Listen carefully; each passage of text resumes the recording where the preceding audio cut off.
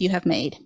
In this beloved community, we support each other in the sacred task of becoming, celebrate the transcending mystery of life, and rely on the transforming power of love. In this community, we honor and revere the words of the great teachers, such as Jesus, the Buddha, and Confucius. It is, however, the task of every UU to be their own Buddha, their own Jesus, their own Confucius. It is our work as a community to walk with each other along the spiritual pathways that lead towards happiness, compassion, and life fully lived.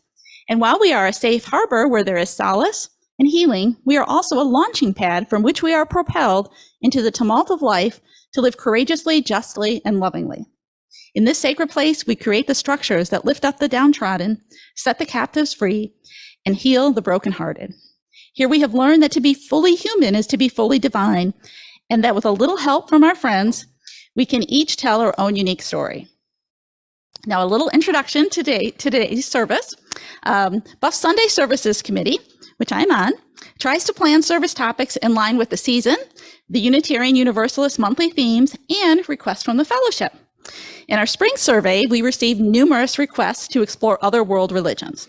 This fall, we also received emails specifically requesting that we explore Buddhism, Sikhism, and mysticism.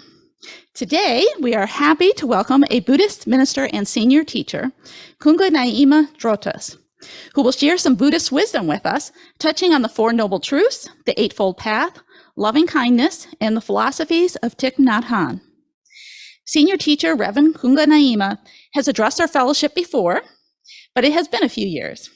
We are very happy to welcome him back with us today. And we have a bonus. His wife, Therese, is joining him, and his daughter, Mei. Welcome. The Reverend has kindly agreed to remain through Circle Talk so we can share our observations about his message and questions following the service. I hope you'll join us. And now Beth is going to welcome the people joining us over Zoom. We have quite a crowd on Zoom this morning. I don't blame them from staying home in the snow if they wanted to. I might have done it too. We have Glenn and Susie, Charles and Dorothy, Gladys Peoples-Burke, Lisa and Ralph, Nancy, Gail, Roger Bruin, Terry, June, and Gretchen. Yes, welcome. Now we'll move into announcements. Love is the spirit of this church, and service is its law. This is our great covenant to dwell together in peace, to seek the truth in love, and to help one another. We set aside time during each service to share joys, concerns, or sorrows with the rest of the fellowship. Everybody,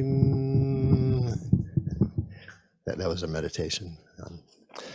You may be interested to know Bodhi. I just learned the other day it means enlightenment. So when we sat under the Bodhi tree, it was the enlightenment tree. Is that correct? Yes. And we actually have some our enlightenment trees. So a Bodhi tree is a huge ficus tree, a ficus religiosa. It got called. These are ficus benjamina. Anyway. So we have our Bodhi trees here, just by coincidence, or maybe not. I actually brought that in here, that tree, and I have a huge one in my house. But anyway, they're just great trees. But I guess it strikes me as interesting, the Bodhi tree. So I have a poem called Froglessness by Thich Nhat Hahn, who we'll hear more about in a bit. Froglessness. But first, a brief background on Buddhism. Some of you know a bit about it. I consider myself an amateur Buddhist. I'm an amateur at a lot of things, but Buddhism as well. I had a friend named Mike, and he went with another friend named Joe, who was working with this. He still works with this dance preservation group out of Chicago, and a lot of his trips are to Bhutan. And he's gone there for many decades now, studied they're Buddhist in Bhutan. And then the dance that goes back for hundreds and hundreds of years, very intricate dances, as you might imagine. So one time Mike went with him, went with Joe, partly because Joe thought there may be some relief for Mike, who was suffering from Parkinson's. And he went and Mike hung out with Joe and all his Buddhist friends in Bhutan and saw some holy men. In fact, he ended up seeing Joe had such connections. These are friends of mine that I grew up with in St. Joe, had such connections that Mike ended up being seen for treatment, basically, because they had, some belief in their ability to treat things like Parkinson's even through their practice, their Buddhist practices. So he ended up seeing that, like, the highest lama of they got this guy who could barely move and, propped him up and he ended up dying a few days later, but just amazing. But it struck my friend profoundly, and it did frankly improve his various treatments, including, basically hands-on and chanting and incense and, eating your mantra, writing it on paper and eating your mantra. And then so he was given a mantra, just a brief chant sort of to say over, Om Man Padram. So he came back, this large Catholic friend. Both of them were raised Catholic, which doesn't mean anything at all, of course. But they're just seekers. They're both seekers, and Mike was seeking, and he came back and then talked about his practice. So then every day he would say his mantra and sit and do his practices. So that was my when I think of practice. Because anyway, I needed to tell you that because it's mentioned in this poem. Practice. Well, what are you talking about? So here's the poem, which is only short, not compared to the intro. The first fruition of the practice is the attainment of froglessness. When a frog is put on the center of a plate, she will jump out of the plate after just a few seconds. If you put the frog back again on the center of the plate, she will again jump out. You have so many plans. There is something you want to become. Therefore, you always want to make a leap forward. It is difficult to keep the frog still on the center of the plate. You and I both have Buddha nature in us. This is encouraging. But you and I both have frog nature in us. That is why the first attainment of the practice, froglessness, is its name.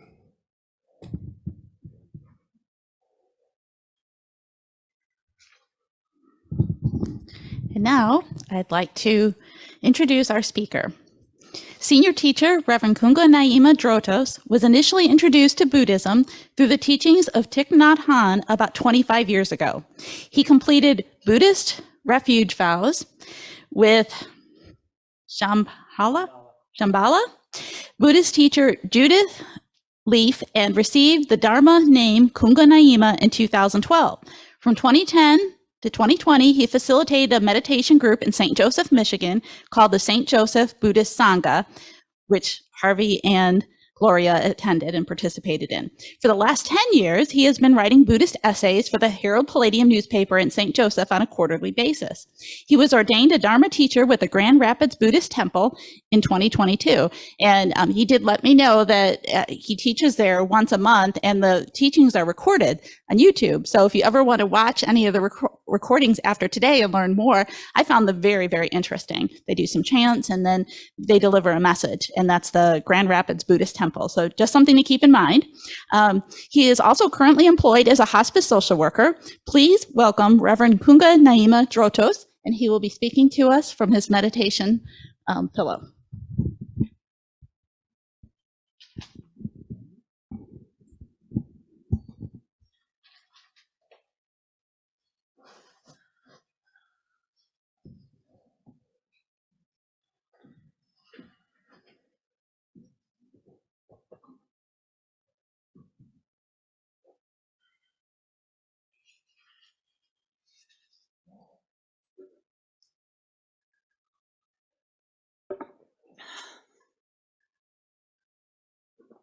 Good morning.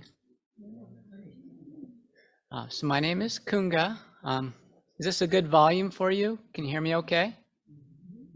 Need to pick up, is the mic not close enough? Maybe a little closer. How's that? Is that any better?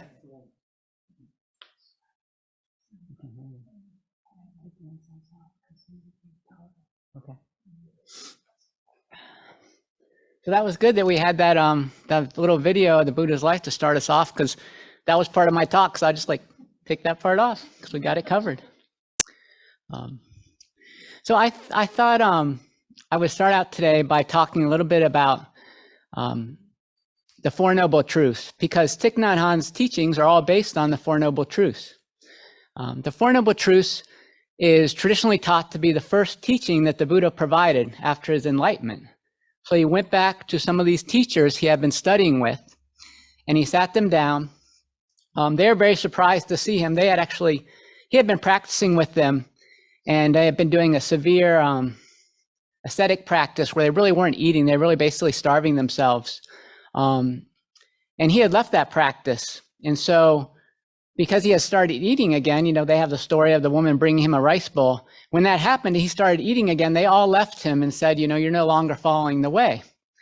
So, but something about when he came back to them, something about the way he was carrying himself made them feel like it was worth listening to what he had to say. What was his enlightenment about? And so then what he talked to them was about with the Four Noble Truths. Okay. So what I think I'm going to do is list them four, quickly, and then I'll just kind of go back and talk a little bit more detail about each one. Okay. So the first noble truth is the cessation of suffering, or I'm sorry, get that wrong. The first noble truth is suffering. Suffering is part of life. The second noble truth is the cause of suffering. The third noble truth is the cessation of suffering. And then the fourth noble truth is the Noble Eightfold Path, which is the path you follow in order to achieve the cessation of suffering. So going back to the first noble truth. So teachers have translated the word dukkha in different ways. Dukkha is the actual, I think it's the Sanskrit word that we use for suffering. It can be dissatisfaction. It can also just mean stress. I like stress because stress is more neutral. So the idea is that the first noble truth is life is characterized by stress. Okay, so this stress we can accept this stress in a very welcoming way, or we can really push it away. So I'll give you an example of learning a new job. Okay, so maybe you're employed and you're not happy with the job you're doing. You really want to get a promotion. You want to make more money. You just want to be more recognized for what you're able to do at work. So you work really hard, and your job says, yes, I think you should get a new job, gives you a promotion. And then part of that promotion is you have to learn all kinds of new skills, which can be very stressful, right? But you want it. You want this new job. You want to make more money. You want to have more responsibility. So you just kind of throw yourself into it. And it's not that, it's not a problem for you. You accept that. But if you have to learn a new job because you've lost your old job, you may not want, you liked your old job. You were fine with that. Now something out of your control has happened and now you have to learn something new. So your take on the stress that's with that new job is completely different. Okay? So now it's maybe more stressful because you don't want to do it. So when we're thinking about the first noble truth, part of that cure for it is found in our attitude about it, how we're approaching it. So the second noble truth is the cause of suffering. What causes us to have that stress? And Buddhism teaches that it's two things, craving and clinging. Okay? Craving for something that we think we need to make us happy causes us stress because we don't have it. So when I didn't have that job that I really wanted to have, that promotion, I was having a lot of stress, trying to get it. I was wondering why my boss wasn't getting it. I was worried that someone else was going to get that job. So I thought that I needed that job to be happy, and so that was causing me some distress. If I lost my job, I had to learn a new job, that's where the clinging comes in. I had something that made me happy, and now I'm forced to let it go. And I'm happy with that. I'm unhappy because that happened. So in the simple words, craving for what we want that we think is going to make us happy and clinging to what is making us happy because we're worried we're going to lose it, those are the causes of our distress or our suffering in life. That's the second noble truth. The third noble truth is that it doesn't have to be that way. You know, we can still have this, we can still have life. That song we listened to at the beginning of the service talked about having life has to be joy, and there's also sorrow in life. It's all together. We can still have that, but it doesn't have to cause us so much pain and suffering. And the fourth noble truth is, how do we get to a point where it doesn't? You know, how do we get there? What's the path that we take?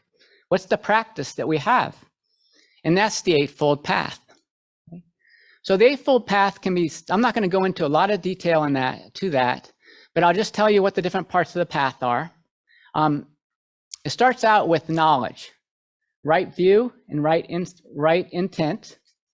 And then the next section is ethics, which are right speech, right action, and right livelihood. And then the third section, the last part of the Eightfold Path, is right wisdom. And that starts out with right mindfulness, then you have right effort, and then the last is right concentration. Okay? And you're probably familiar with the term mindfulness, because that's Thich Nhat Hahn is all about right mindfulness. Okay? Sometimes people don't like the fact that we say right in the Eightfold Path, that it's right mindfulness, you know, and so on. But Thich Nhat Hahn gives a good example about why that's an important term, why ethics are important of mindfulness. He gives the example of a thief or a burglar. The thief can be very skilled in their job as a thief. They can come into your house, break in, steal things and leave, and you might sleep through the whole thing. They're very mindful, they're very aware of how they're using their body and how to break into a house and leave. But there's no ethics there, right? It doesn't matter that they're mindful, they're still doing something that's unskillful. They're doing something that's causing harm and suffering to someone else. So that's why it's important to use the term right, because the right view, the first part of the Eightfold Path, is all about ethics. You know, there's no point in following Buddhism if you can't distinguish between what is right and what is wrong. And the idea is that what is right is what reduces suffering for yourself and for others. And what is wrong is what causes suffering for yourself and for others. Okay? So if you don't have that basic understanding, you can't really follow the Buddhist path, you know, because that right view underlies all the other parts of the path. So before I go on to talking a little bit more about mindfulness, because that's what Thich Nhat Hahn is mostly famous for teaching, I wanted to talk a little bit about how the Eightfold Path and the Four Noble Truths kind of are interdependent with each other, and Thich Nhat Hahn used the term inner being. So the first part of the Eightfold Path is right view. Okay? And the main thing with right view is understanding the Four Noble Truths. Okay? So as soon as you start the path, the first thing you have to understand is the Four Noble Truths. And then following the path teaches you how to transform the first Noble Truth, the suffering. Thich Nhat Hahn uses the example of compost and flowers. He says flowers and compost are not separate, are not different. They are interbeing with each other. The flower cannot exist without the compost it grows out of. And when the flower dies, it becomes compost for other flowers. So one way to think of the suffering in our life is it's the compost that we need to grow. And the Eightfold Path is this instructions for us to turn that compost into something that's going to nourish us in our spiritual path.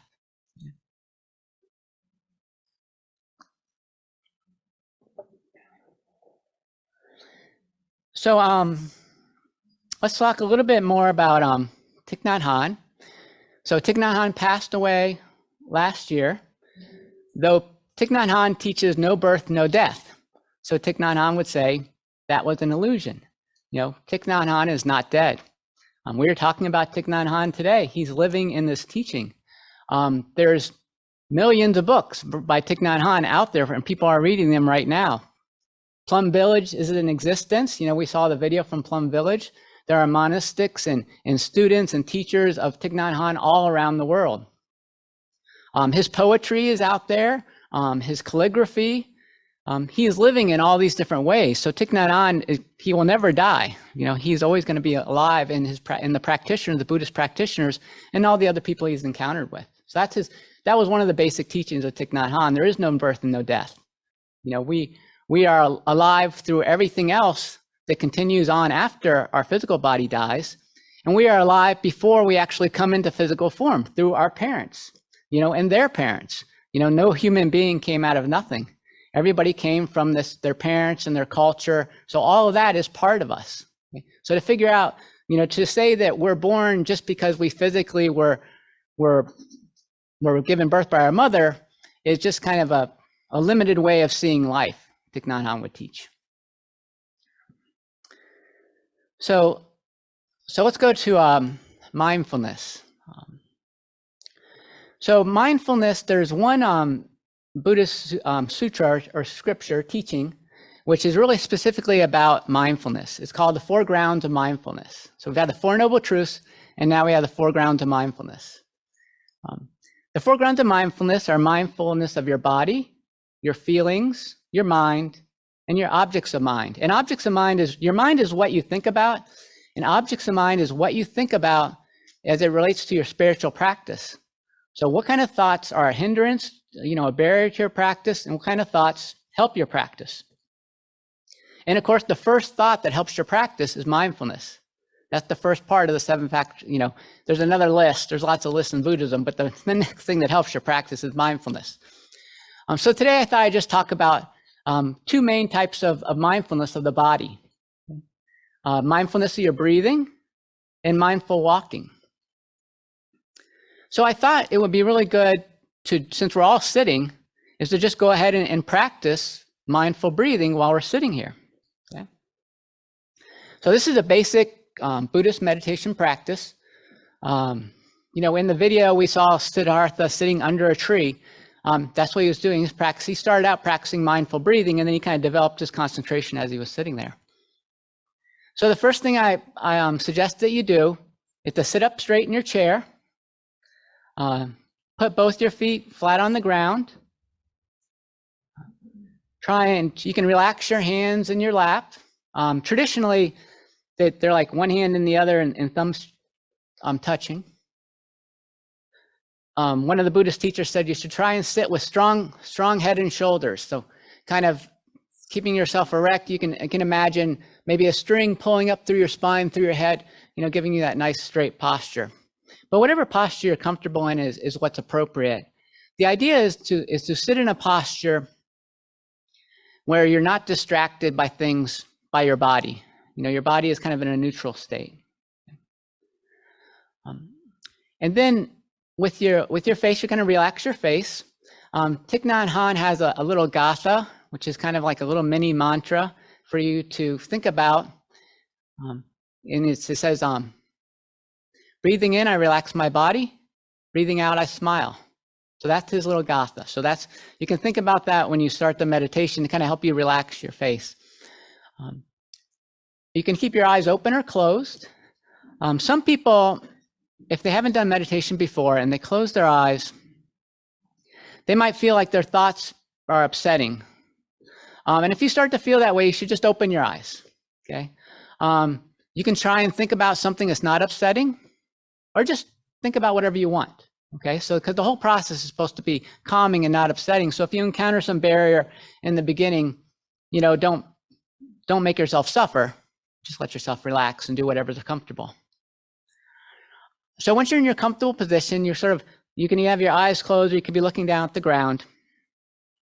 You're going to be thinking about your breath, and you're going to be just kind of following your breath as it comes in through your nose.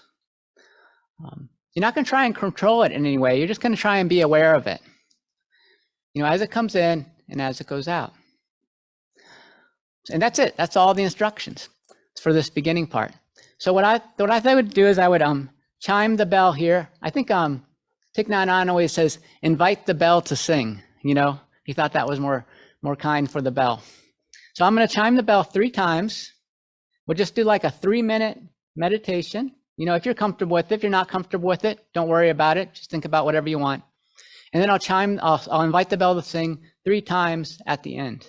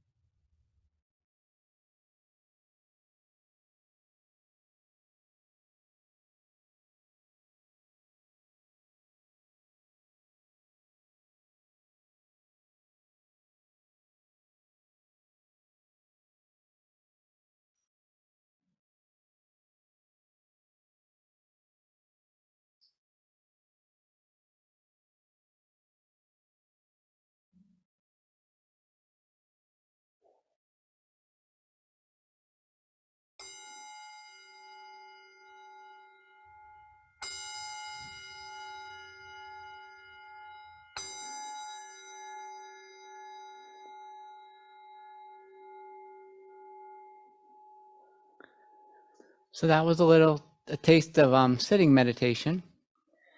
Now, walking meditation is another teaching that Thich Nhat Hahn is well known for.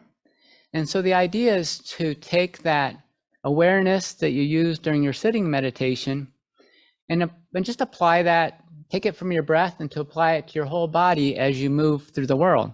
So when you're walking, if you're just doing your normal walking, walking to the car, walking to the kitchen, walking at work, is to bring that awareness of what you're doing, putting your feet down on the floor, moving through space, to bring that same awareness, you can be aware of your relaxed expression on your face.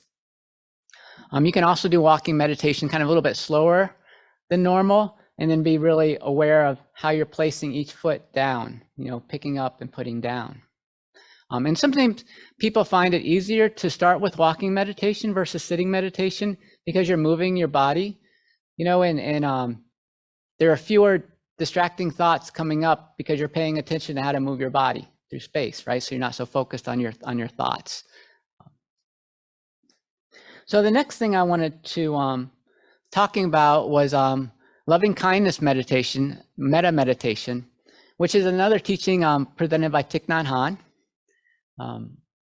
And this is following in with the Eightfold Path as well. Different parts of the path. Right intent is the second part of the Noble Eightfold Path, and that's all about non-harming and reducing the suffering of others. Cultivating goodwill towards others. That's part of right intent. It's also part of right action, which is actually doing things physically to reduce the suffering of others. Right intent is just about our thoughts. Right action is our thoughts in the world, what we're actually doing. And then the last part of the Eightfold Path is right concentration, and which has to do with actual meditation practice. This is what we were doing when we were doing our sitting practice.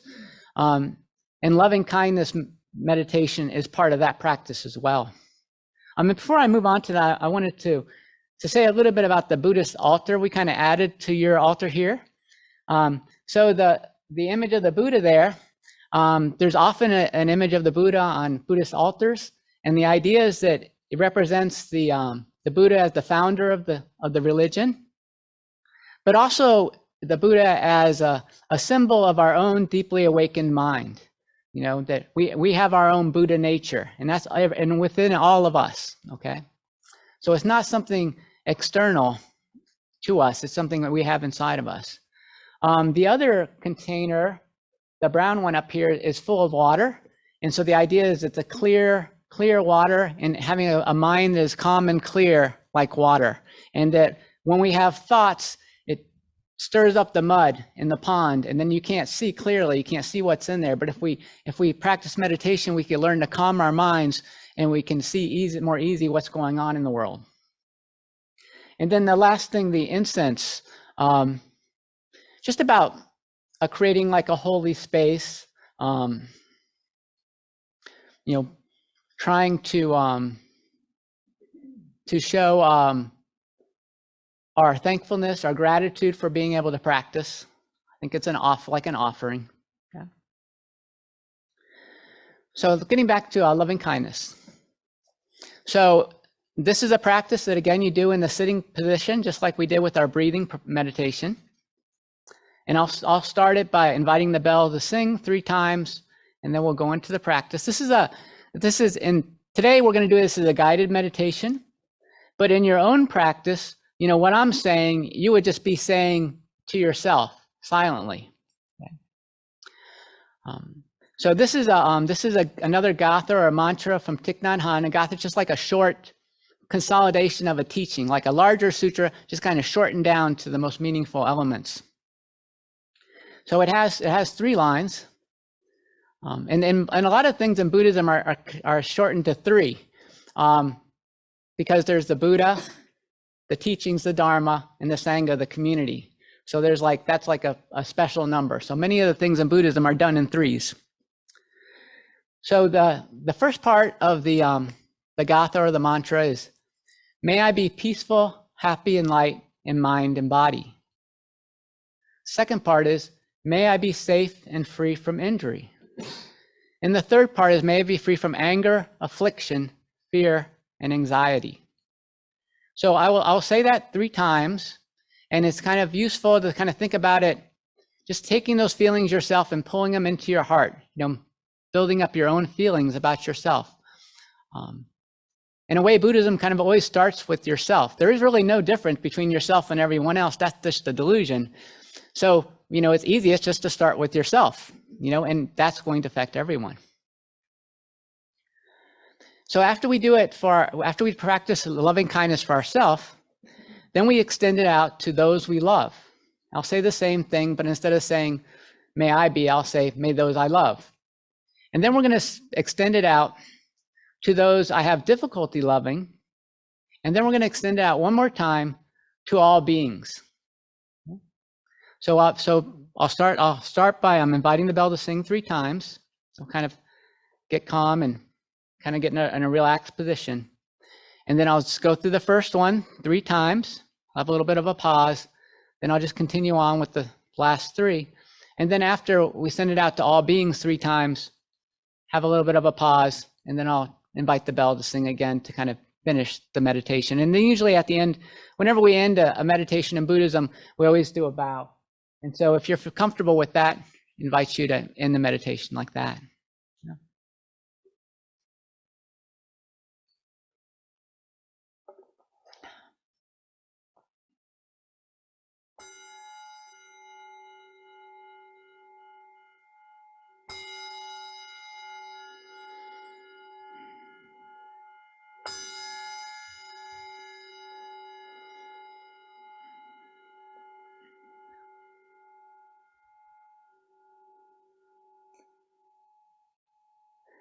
May I be peaceful, happy, and light in mind and body. May I be safe and free from injury. May I be free from anger, affliction, fear, and anxiety. May I be peaceful, happy, and light in mind and body. May I be safe and free from injury. May I be free from anger, affliction, fear, and anxiety.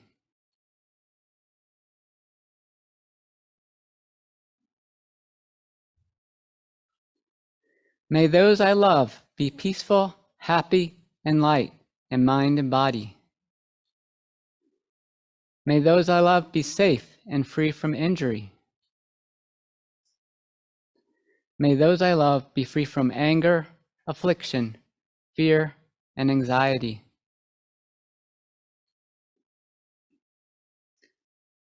May those I love be peaceful, happy, and light in mind and body. May those I love be safe and free from injury. May those I love be free from anger, affliction, fear, and anxiety. May those I love be peaceful, happy, and light in mind and body. May those I love be safe and free from injury. May those I love be free from anger, affliction, fear, and anxiety.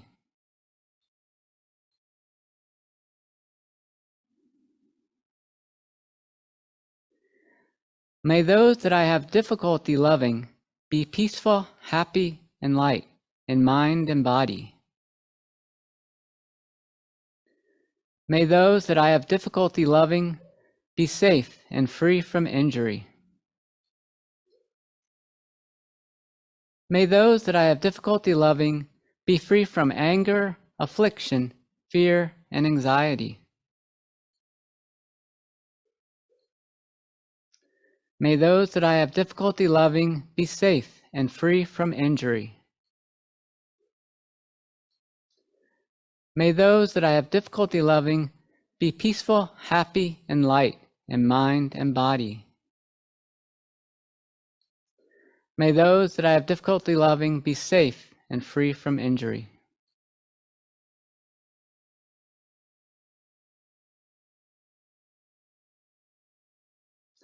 May those that I have difficulty loving be peaceful, happy, and light in mind and body.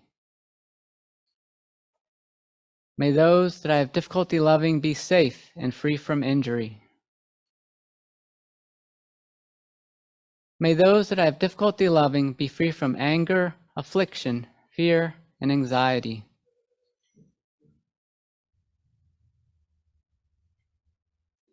May all beings be peaceful, happy, and light in mind and body. May all beings be safe and free from injury. May all beings be free from anger, affliction, fear, and anxiety.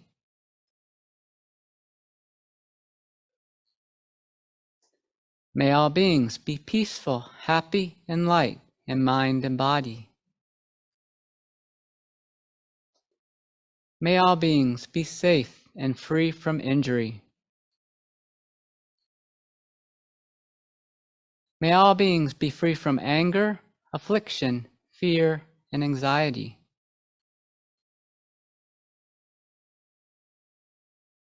May all beings be peaceful, happy, and light in mind and body. May all beings be safe and free from injury. May all beings be free from anger, affliction, fear, and anxiety.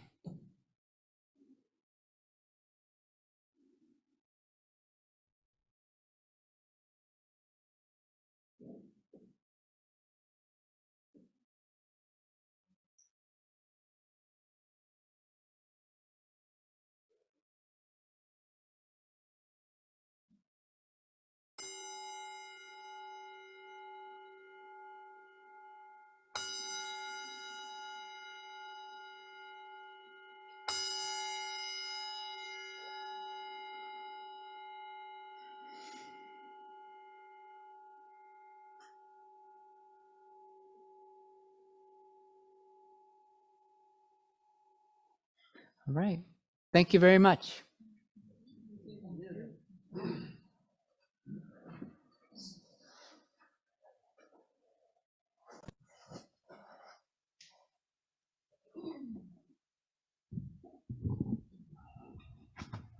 We're going to sing a song together. Is that right? Yes. Summarize what we just heard pretty much in a short musical version. Just please stand and join, and then we'll circle.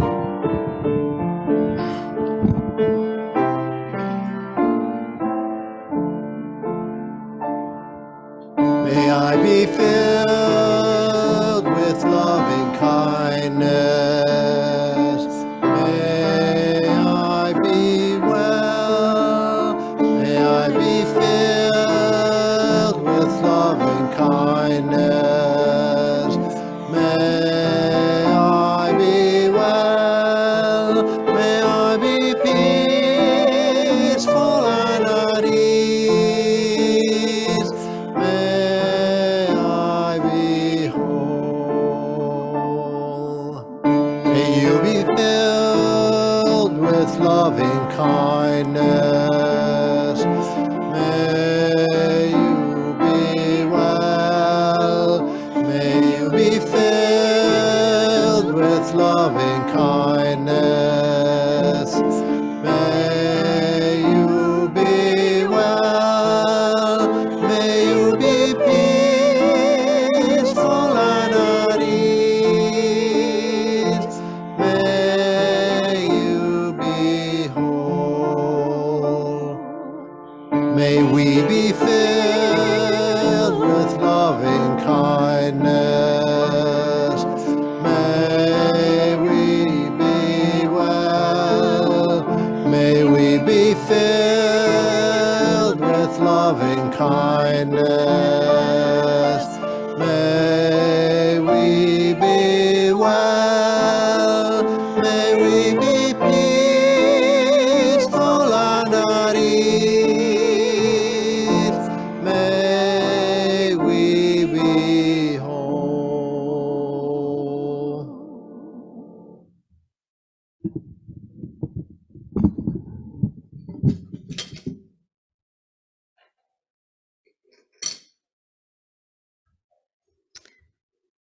Rumi said, for 60 years I've been forgetful every minute, but not for a second has this flowing toward me stopped or slowed. Let us be present to the light that is always within us.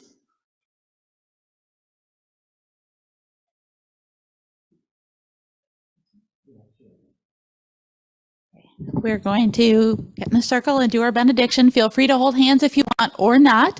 And then we'll break for about 10 minutes for refreshments and come back in here for circle talk.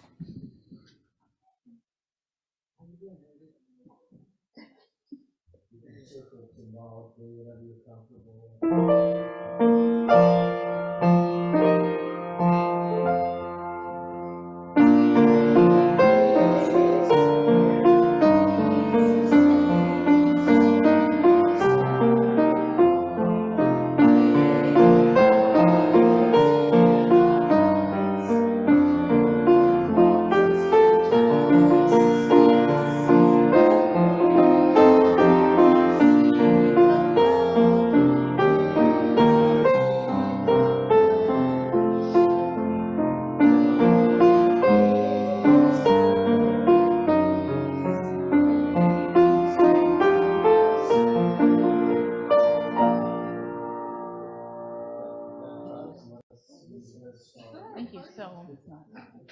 That was